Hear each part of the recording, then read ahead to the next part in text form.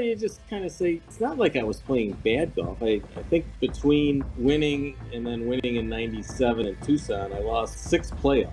So it wasn't, like I said, it wasn't like I was playing poor golf, but I didn't get the win. And that's what you're trying to do. A week when you're out on tour, you tee it up, you're trying to win. Jeff Sluman wasted one of the most talented careers in professional golf history. You clicked on this video because you saw those words, and I'm going to prove them to you. Here's a guy who won a major championship, who dominated driving accuracy for years, who had all the precision in the world. But when it mattered most, when trophies were on the line in sudden death, he collapsed over and over again. 1 win and 6 losses in PGA Tour playoffs. 0 wins and 3 losses on the Champions Tour. That's not bad luck. That's a pattern, and it destroyed what should have been a legendary career. But before we dive into how Jeff Sluman became golf's most spectacular playoff failure, let me ask you something. How does a major champion end up being remembered more for his losses than his wins? That's the question we're answering today. Jeff Sluman was born September 11th, 1957 in Rochester, New York. Right from the start, he faced a problem that would define his entire career. He was too small. At 5'7" and 140 pounds, everyone told him he couldn't compete. The golf world was already obsessed with size and power. Sluman picked up a club at age 4, but nobody thought he'd amount to anything. Rochester isn't exactly a golf paradise either. The winters are brutal. The season is short. You get maybe 6 or 7 months to actually play. While kids in Florida were practicing year-round in perfect weather, Sluman was fighting frozen ground and snow. Craig Harmon, the legendary head pro at Oak Hill Country Club, watched Sluman grow up. He saw something different. Harmon called him a little bulldog. He said Sluman was driven by everyone thinking he was too small. That chip on his shoulder became his fuel. But here's the thing about being fueled by anger and doubt. It can push you forward, but it can also make you crack under pressure. And boy, did Sluman crack. His college path shows how overlooked he really was. He didn't go straight to a powerhouse program. He started at Monroe Community College from 1976 to 1977. That's not where future major champions usually start. Eventually, he transferred to Florida State University. At FSU, he finally got year-round golf and real competition. He became a standout for the Seminoles. Unlike most modern players who bolt for the tour early, Sluman actually finished his degree. He graduated in 1980 with a bachelor's in finance. That choice tells you something. He was analytical. He understood risk and probability. He knew the odds were against him. Turning pro in 1980, Sluman walked into a nightmare. His rookie season in 1983 was a disaster. He earned just $13,143 for the entire year. He lost his tour card. For most players, that's the end. The dream dies right there. But Sluman refused to quit. He went to Asia to grind it out. He stayed in YMCAs in Singapore for $4 a night. Picture that. A guy with a finance degree sleeping in budget hostels halfway around the world, chasing a dream everyone said was impossible. He gave himself an ultimatum. If he didn't make it back by 1984, he'd quit golf and use that finance degree. The pressure worked. He regained his card in 1984 and earned over $100,000. He survived. But survival isn't greatness, and that's what makes his career so frustrating. He had moments of absolute brilliance surrounded by years of mediocrity and devastating failures. Before we get to those failures, make sure you hit that subscribe button and drop a comment below telling me which golfer's career you want me to cover next. Your support keeps this channel going. Now let's talk about 1988, the PGA Championship at Oak Tree Golf Club in Oklahoma. This was supposed to be Jeff Sluman's defining moment, and in some ways it was. But it also set up decades of disappointment because it showed what he could do, and then he spent the rest of his career failing to do it again. Going into the final round, Paul Azinger led the tournament. Azinger was the reigning player of the year. He was Sluman's old college teammate. He was everything Sluman wasn't. Confident, charismatic, the media's darling. Sluman sat 3 shots back after 54 holes. He'd shot 69, 70, 68. Solid golf, but nobody cared. Sluman watched the Saturday night TV coverage at Willie Wood's guest house. The broadcast previewed Sunday's final round. They talked about Azinger. They talked about other contenders. They never mentioned Jeff Sluman's name, not once. Here's a guy 3 shots back, and the media acted like he didn't exist. Sluman admitted he was honked off. That anger fired him up again. The little bulldog was awake. Sunday, August 14th, 1988, Sluman played the round of his life. While everyone watched Azinger, Sluman went to work. On the par 5 fifth hole, he holed out a wedge shot for eagle. Minutes later, Azinger bogeyed the same hole. Just like that, the 3-shot lead was gone. They were tied. You could see Azinger feel the pressure. He started missing shots. He finished with an even par 71. He choked. Sluman was surgical. 5 birdies, 1 eagle, 1 bogey. He never put himself in trouble. He shot 65. He won by 3 strokes at 12 under par. It was his first PGA Tour win ever, and it was a major championship. The undersized underdog nobody mentioned on Saturday night had just humiliated the establishment. Even Jack Nicklaus noticed. The Golden Bear had missed the cut, but stayed for TV work. He wrote Sluman a personal congratulatory note. For For a kid who grew up idolizing Nicklaus, that note was priceless. But in all the chaos of winning, Sluman lost it. The next week, he found Nicklaus and asked if he'd rewrite it. Nicklaus did. That moment shows you who Sluman was. Even as a major champion, he was still a fan, still humble, still in awe of the game's legends. That 1988 PGA Championship should have launched a dynasty. Sluman had proven he could win the biggest tournaments. He had ice in his veins when it counted, except he didn't. That final round was the exception, not the rule. And the proof is in the playoffs. Let's talk about what made Sluman special on paper. He couldn't bomb it off the tee. Guys like Tiger Woods, John Daly, and Davis Love III were carrying drives 290 to 300 yards. Sluman averaged maybe 260 to 270. He was giving up 30 yards every hole. That's a massive disadvantage. But he made up for it with accuracy. Ridiculous, almost inhuman accuracy. Sluman led the PGA Tour in driving accuracy 5 times. 1988, the year he won the PGA. Then 1997, 1998, and 1999, 3 straight years. Then 2001. Some sources say 2002 as well.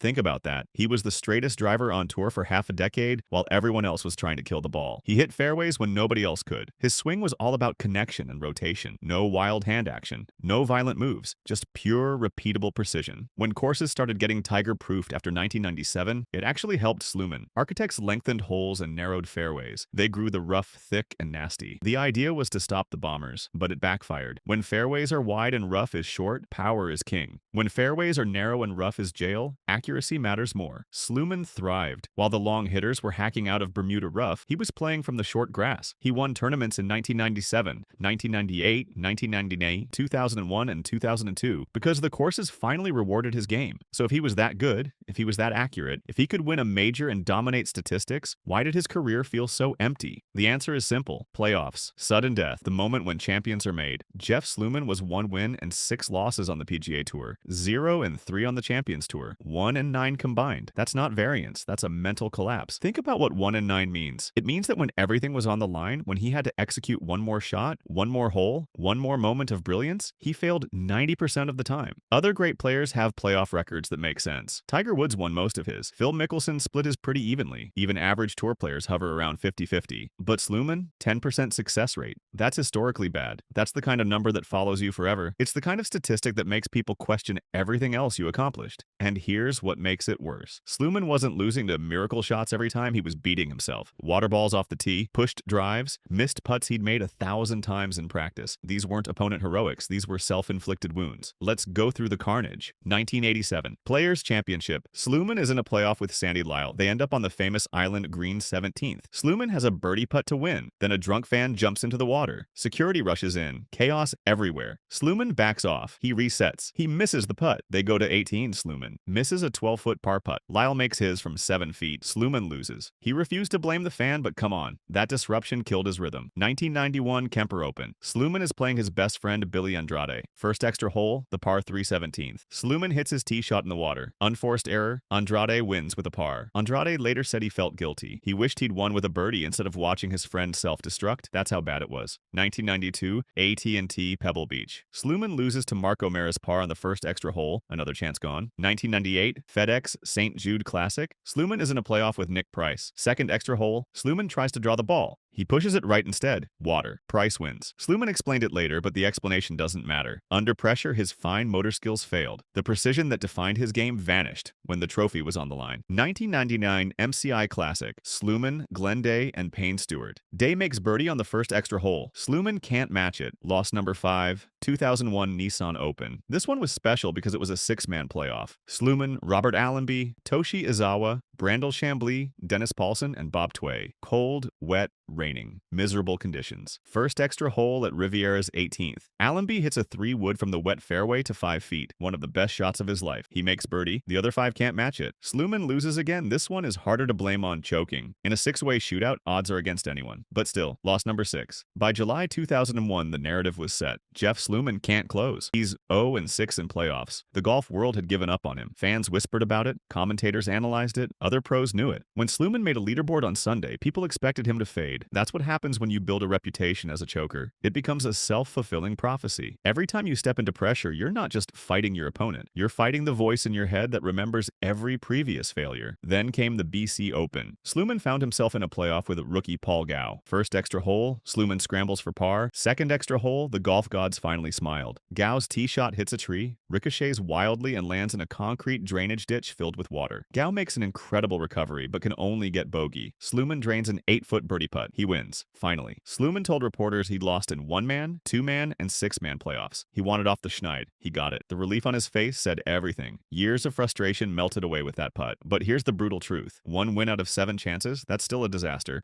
That victory didn't erase the failures. It just proved he could have won the other 6 if he hadn't choked. It proved the talent was always there. The mental toughness wasn't. Here's something else about Sluman. Early in his career, he had a fiery temper. He was a perfectionist. When shots didn't go as planned, he exploded. That's common with precision players. They calculate everything. When the ball doesn't obey, it's maddening. But anger destroys golf. It tightens your muscles, it spikes your heart rate, it clouds your judgment, all the things that ruin the fine motor skills Sluman relied on. Over time, he learned to control it. He evolved from a hothead into a stoic competitor. The ultimate proof came in 1996 at Bay Hill. Sluman realized he'd taken an improper drop. No official noticed. No spectator noticed. He could have kept quiet and finished the round. Instead, he disqualified himself. When the media praised him, he deflected with a Bobby Jones quote. He said praising him for not cheating was like congratulating someone for not robbing a bank. That's class. That's integrity. But integrity doesn't win playoffs. Turning 50 in 2007, Sluman joined the Champions Tour. For a short, accurate player with a great short game, the Senior Tour is perfect. He didn't disappoint. He matched his PGA Tour total with 6 Champions Tour wins. He dominated Pebble Beach, winning the Walmart First Tee Open 3 times in 4 years, 2008, 2009, and 2011. He'd finished second at the 1992 US Open there and second at the 1992 AT&T. Pebble was his course. Small greens, premium on placement, perfect for his game. But the playoff curse followed him. 0-3 on the Champions Tour. 2009 lost to par. 2010 lost to par. 2014 lost to birdie. Even in his second act, even against older competition, he couldn't figure out sudden death. The same psychological demons haunted him. The pattern was undeniable. You'd think that at age 57, playing against other senior citizens, the pressure would be less. You'd think decades of experience would have taught him how to handle those moments. But no, the curse was permanent. It traveled with him from the PGA Tour to the Champions Tour like a shadow he couldn't escape. His fellow competitors on the senior circuit knew it too. When Jeff Sluman was in a playoff, they knew they had the edge. They knew history was on their side. That's a devastating reputation to carry. Imagine stepping into sudden death knowing that everyone watching, everyone playing, everyone commenting expects you to lose. That's the psychological prison Sluman built for himself, one playoff loss at a time. Off the course, Sluman built a fascinating life. He's a serious wine collector with about 2,000 bottles, some from his birth year of 1957. Wine collecting requires the same patience and attention to detail that made him a great ball striker. You study vintages, you understand terroir, you wait years for the perfect moment to open a bottle. It's methodical and precise, just like his golf game. He holds season tickets to the Chicago Bulls. He loves the Bears and Cubs. He's a Formula One fanatic and friends with 1986 Indy 500 winner Bobby Rahal. Formula One makes sense for someone like Sluman. It's about technology, precision, and split-second decisions. One mistake at 200 miles per hour and you're done. Sound familiar? He created the Jeff Sluman and Office Max Drive for Hope, raising hundreds of thousands for charity. He gave back to communities that supported him. He's a Renaissance man who understood there's more to life than birdies and bogeys. He mastered life outside the ropes better than he mastered closing tournaments. By 2025, Sluman has mostly retired. He sold his Florida home and moved back to Chicago to be near family. His career stats look impressive. 18 professional wins, over $12 million in earnings, a major championship. But stats don't tell the whole story. They don't capture the frustration, the wasted potential, the what-ifs. Jeff Sluman proved that size doesn't matter in golf. He proved that technique can beat power. He proved that perseverance can overcome doubt. His 1988 PGA Championship remains one of golf's great underdog stories. His 2001 BC Open win showed that even after 6 heartbreaks, redemption is possible. He never gave up. He kept teeing it up. He kept fighting. That's admirable. That's respectable. That's the legacy of the little bulldog. But it's also a cautionary tale about mental toughness, about what happens when precision isn't matched by clutch performance. Sluman had the talent to win 10 majors. Instead, he won 1. He had the accuracy to dominate his era. Instead, he became known for playoff collapses. He had the heart of a champion. But when sudden death arrived, that heart failed him 9 times out of 10. So hit that like button if you learned something new about Jeff Sluman today. And remember, talent alone doesn't build legacies. Closing does. Thanks for watching.